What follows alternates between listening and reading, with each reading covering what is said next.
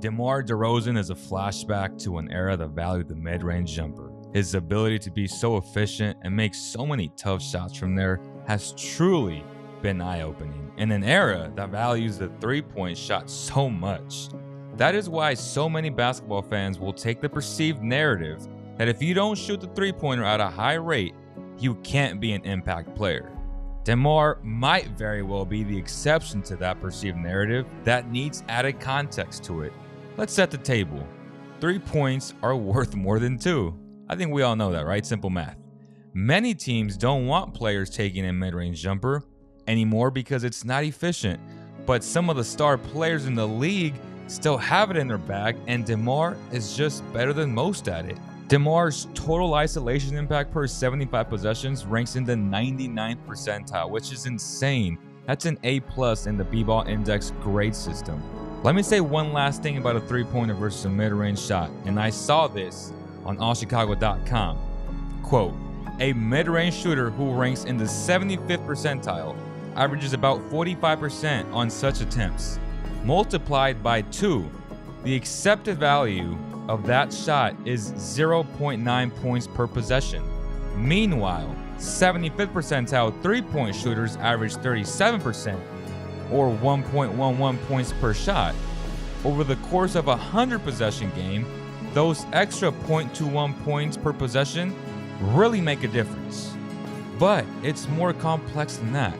Offense isn't just about standing around waiting for a corner three, especially in this Sacramento Kings offense that ranks top 3 in the league right now. You need to have players like De'Aaron Fox to break down the defense and a great screener like Sabonis to create space for others.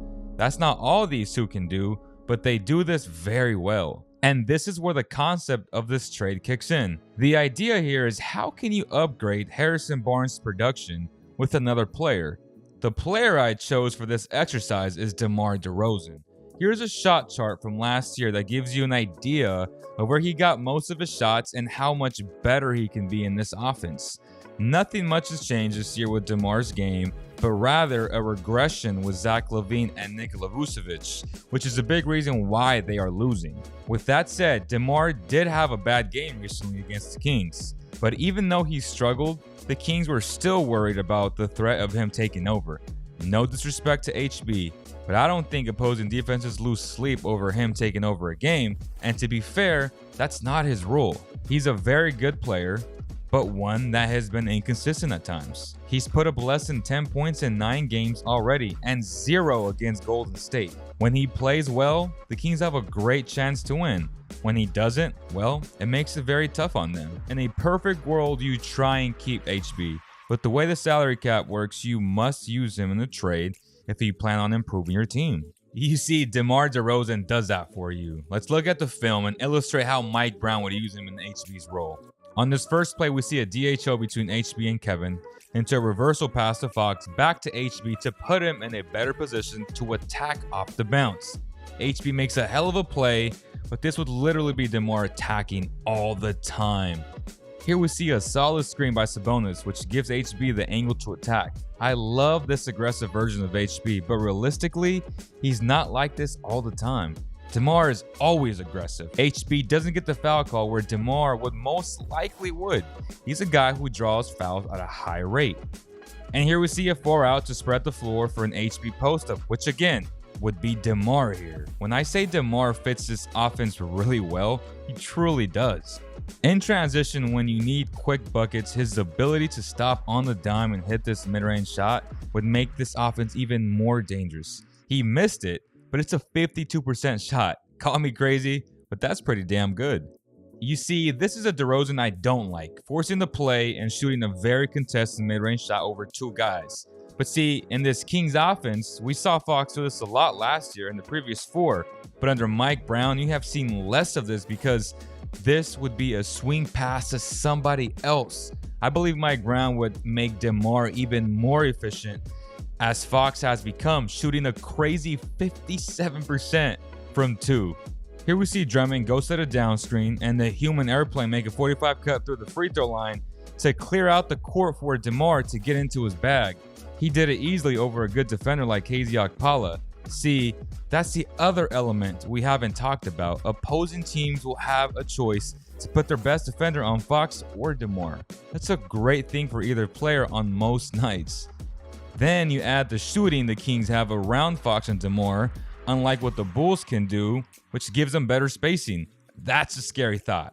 Here we simply see his incredible footwork. When you need a bucket the most, he can do that for you within the flow of an offense, which is incredibly important for any offense. Here we see early offense and a solid screen by Vooch. That would be Sabonis setting that screen for DeMar. We know DeMar is an excellent scorer, but he is an underrated playmaker as well. According to B-Ball Index, his assists per 75 possessions and playmaking talent are an A-, which puts him in the 80th percentile and 85th percentile league-wide. These numbers don't lie. Here we see just a dime to the Dragon as Malik fell asleep on defense. Let me say it again. He would fit perfectly. Last play. This was bad defense by KZ, but incredible patience and skill by DeRozan to step through and split the two players to get a layup. Let's finish up. I hope this was enough evidence to stop the narrative of, well, DeMar can't shoot, or in this offense, he needs to be able to shoot the three-point shot to be effective. I've heard a lot of these on social media. As you can see, when it comes to DeMar DeRozan, that's simply not the truth. Let's end this video with his Raptor. Offensive Raptor +3, which is a 94th percentile, and a -0.5 in his defensive Raptor, which is a C-. It's not terrible. Middle of the pack. This team has worse defenders.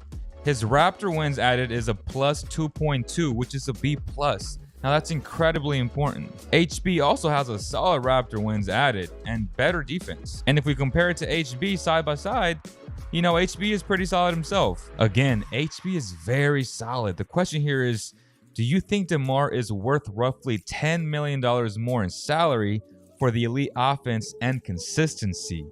Also, it's important to note that DeMar has 2 years left on his deal, which is important if you plan on keeping Malik Monk and Kevin Huerter down the road.